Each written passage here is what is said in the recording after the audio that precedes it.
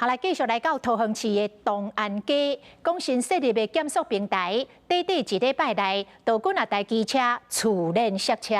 有民众认为，迄个检索的平台根本就是道路顶的大阻碍。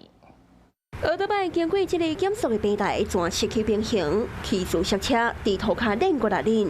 也佮有这个骑士交过平台全袂知，机车失控，嘛是连人带车摔倒在地。让驾驶人可以比较慢的速度通过学区，其实它利益是相当良善的。有3、4起左右，可以厘清一下他们的跌倒的情形，我们能够改善，我觉得说也就尽量把它改善。这是伫桃园市的东安街，因为这个路口就伫学区边啊，车速较紧，为着提高行人过大路的安全性，才会到这个检索平台，也毋过说意外引发着安全的记录。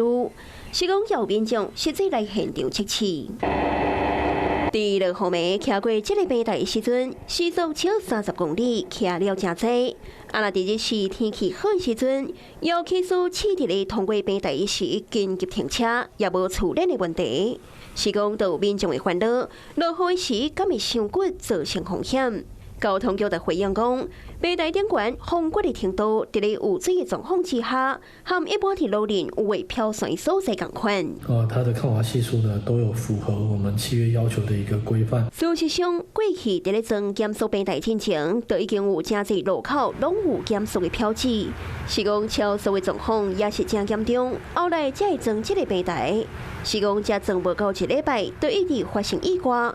交通局也宣导，除了原有的标示以外，卖继续来做调整，希望会当减少事故发生的几率。Hello， 我是雷亚，想要抢先掌握最及时的新闻资讯吗？赶快订阅、按赞、开启小铃铛，锁定华视新闻 YouTube 频道。